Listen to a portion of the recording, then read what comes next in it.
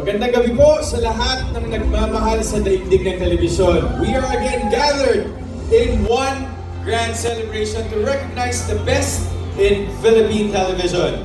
51 star trophies for the best drama, comedy, news, public affairs, musical, variety, talk, magazine, reality, travel, children, dami no? And educational shows will be awarded tonight.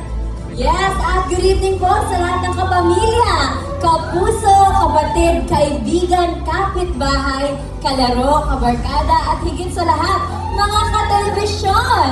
Tama po, sa gabi ito, sama-sama po tayo mag-celebrate kasama ang Philippine Movie Press Club sa pagkilala sa best of the best programs ng 2024. Makabuluhang gabi ito para sa industriya ng telebisyon. For us Filipinos, television is life.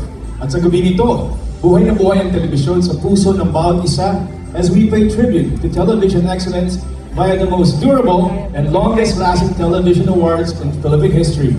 Welcome to the 38th PMPC Star Awards for Television!